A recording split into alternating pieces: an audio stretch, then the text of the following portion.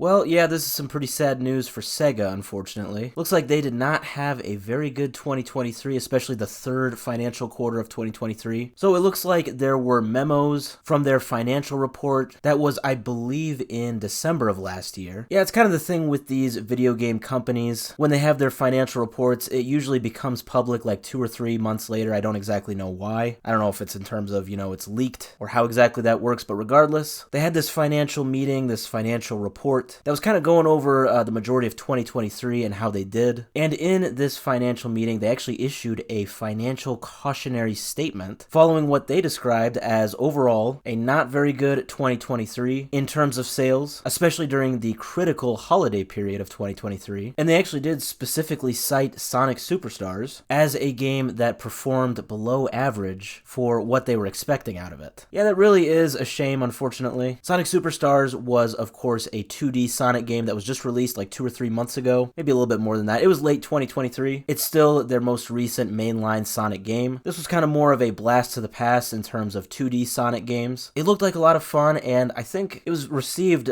pretty well by most Sonic fans. But yeah, unfortunately, the sales just did not do quite hot, at least in terms of what Sega was expecting. Now, Sonic Superstars was definitely the main Sega game that was released in kind of this holiday 2023 time period. Other games that were released during this time included Football Manager 2024, Persona 5 Tactica, and then one of those Yakuza Like a Dragon games. I don't exactly know how those did. Sega didn't really mention those ones specifically, but they did talk a lot about Sonic, or at least enough to basically mention that, yeah, they were not happy with the overall sales of that game. This is definitely not how they intended things to go. I've been following them a lot recently. They've been talking a lot just basically how they want to do really good, and they've even compared themselves to Mario, saying they want to surpass the popularity of the Mario series when looking at the Sonic series. And I mention that because I actually just saw another article that talked about how the new Super Mario Bros. Game, the Wonder game, right, how that basically performed better than previous Mario games. Yeah, according to My Nintendo News, the, quote, sales grew at a faster pace than previous games. So yeah, I mentioned that because in terms of what Sega was saying in terms of,